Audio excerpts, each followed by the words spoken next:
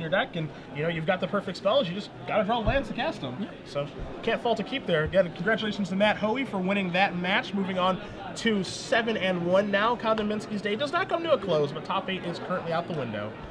Jacob Baugh, actually Matt Hoey's only loss thus far, as they do travel together. They travel together for this tournament. On your left, playing Junk Reanimator. We had him on camera a little bit earlier, actually, against Hoey. That was the match that he won. He's against Darin Minard, playing Blue, White, Red Flash. Both talented players, and Darin a champion of the Flash school. I know he's played decks similar to this for the past several months. Jacob Baugh willing to move around a lot, but he's also he's got a little Reanimator style guy in him. He likes to play these decks that have multiple plans that do very powerful things, bordering unbroken, some might say. Yeah, both these players are 7-0 right now. Ball with his Junk Reanimator deck, a little bit different than your traditional one. He does have 2 Deathrite Shamans in his main deck. He has I like that hedge. He has 2 copies of Gristlebrand in his main deck. He has 3 Lotless Trolls to be able to discard those in case he draws them. So it's not your traditional one that we saw David Baugh win with last week, but it's kind of in between. And I agree with you. I do like the Deathrite Shaman hedge because Junk Reanimator is picking up so much now. Yep.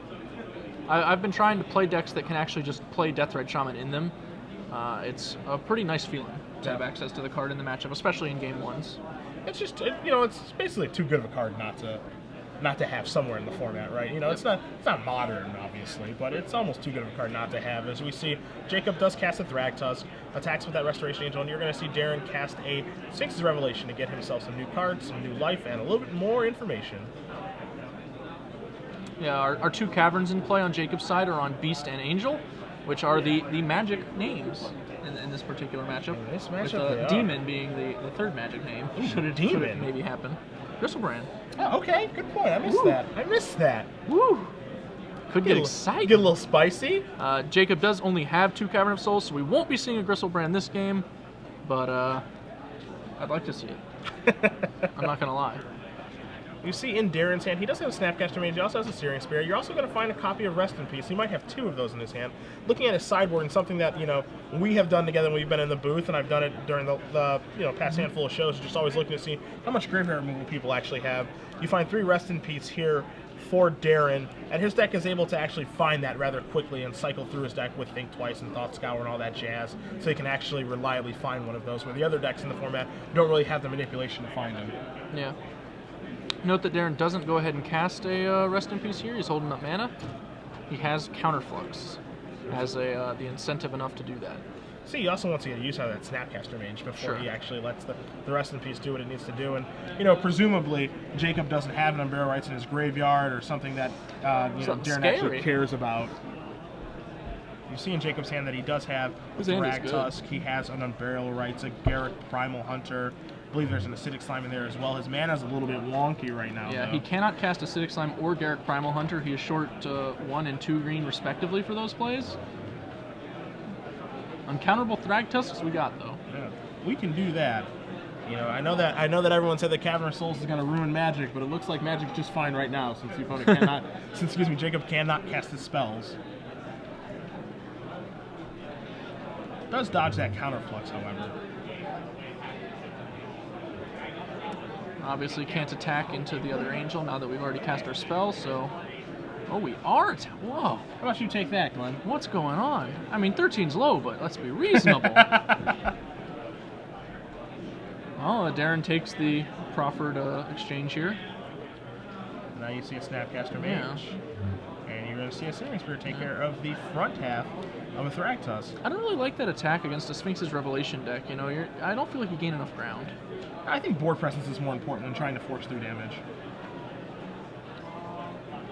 It just changes the way that Darin has to play the game. That attack, you're working with perfect information for the most part. You don't know the exact contents of Jacob's hand, but as far as the attacks and what Darin can actually do with all his untapped mana, he's working with very clear information on what my opponent is trying to do, which is trying to whittle away at my life total, and I can stop that. Yep. See a Hollow Fountain coming to play on tap here for Darin. Down to 8. I imagine we're planning to just Snapcaster Sphinx's Revelation. That's like pretty clear line from this juncture. There's another Isolated Chapel. That's not green mana. No, it's not. That's actually got to be a little frustrating for Jacob. One of the few lands in his deck that doesn't produce green. You see him thumbing towards that Unburial Rites, and he is going to cast it. We'll see what he targets. Likely a Thragtusk, because he does have 3 of those in his graveyard. You also see a Deathrite Shaman down there as well. We'll see if this pulls out the Counterflux from Darin, and it does. One thing about Darin, in the times that I've covered him in Dallas, I've been to Dallas actually twice, so he was there both times, and actually here, he's very patient with his blue-white, with his blue-white red flash deck. About when he wants to expend his resources, when he wants to commit to the board. This is a deck that he's been playing for a very long time. You can definitely tell that in his mannerisms, just the way he plays. It would be very understandable, Glenn, if someone just slammed down that Rest in Peace a long time ago. Yeah, it's a nice choke point that Jacob's created here, too.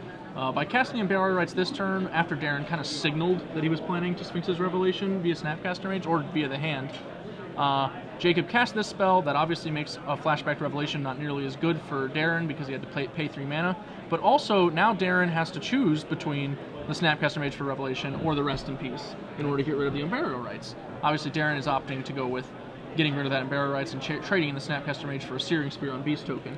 But that's an actual pretty good trade for Jacob as far as his situation goes. Yeah. He doesn't have to deal with a Sphinx's Revelation that would have drawn Darin, 4 more cards maybe. And he got rid of that Snapcaster Mage out of the hand. Didn't have to trade too bad with it.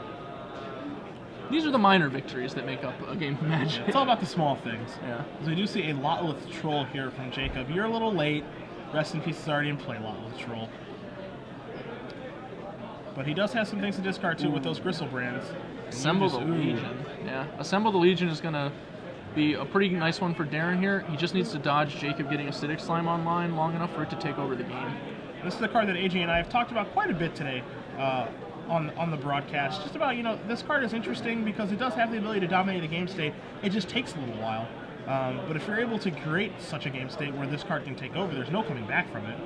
As you see, Jacob does draw a Deathrite Shaman, so a 1/2. Big time. Is that Sanctuary Cat? What the kids call it on the street? Sanctuary Cat is a mean man. Not quite as mean as Midnight Duelist, strictly superior. Oh, yes, the Midnight Duelist, yes. If you're implying that Midnight Duelist would be strictly better than Deathrite Shaman in this board state, then I think you might be accurate there. I implied nothing. Oh, You're okay. reading into my thoughts. Maybe that was all me. I wouldn't want to say that then if that wasn't something we thought was true. So now you're going to see Jacob discard those 2 Gristlebrands. He's decided it's time to move Battle past this. That Lotleth Troll is going to get bigger, and you're going to see a little bit of regeneration. Just to be safe. Better safe than sorry. Some of the Legion token is going to occur. You're going to get a red-white human coming into play. That's going to go to counter on it. This is a limited all-star, but this card is slowly making its way into standard.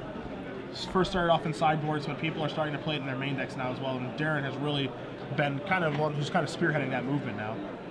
Yeah, some of the Legion earning the nickname Better Blossom. On the streets. You That's like that fun. one? I like that actually. It's not true, but I like Not it. even a little bit true. Yeah. No, like, comically untrue, I would say. But It's nice. The kids with the nicknames, I like that. Well, this thing's actually starting to work out for Jacob. That Lotleth Troll is going to chew up Darin's board if it doesn't get answered soon. Darin can't afford to block with Restoration Angel basically ever because that turns on Jacob's Restoration Angel. Yeah. And until then, Lotleth Troll's the cowboy. I don't think we ever really want to take it above 4 either because if it gets Azorius Charm or something like that, we'll need to be able to get it back up to 4 when we replay it. And in Darin's hand, you do see a Rest in Peace. So it looks to be a Counterflux as well. So definitely some good draw, a good draw there in the Counterflux for him. And not what he needs to defend himself though. He's really looking for a Sphinx's Revelation. I think that's his best possible draw. An Azorius Charm, which we just discussed, would be pretty reasonable. And that's actually about it. He's a little light here again on answers to this Lotleth Troll. Yeah. Those are basically the only things that do it, and neither of them actually, answered on their own. Interesting enough, one of the cards that's actually going to kind of be able to try to answer this thing is Assemble the Legion cranking out tokens to crank out chump blockers a bunch. Because you're going to see another Gristlebrand discarded here to the Lotleth Troll. It's going to move it up into a 5/4. But Darin is playing very cautiously here because, again, his life total is pretty low. He's at 5. There's going to be some trample damage that takes place here. Yep. And he might actually finally have to pull the trigger on that Restoration Angel blocking. Assembly Legion's going to move on up. You're going to get 2 guys coming into play. But again, as you said, Glenn, he needs to draw, something of consequence here. The best card being Sphinx of Revelation.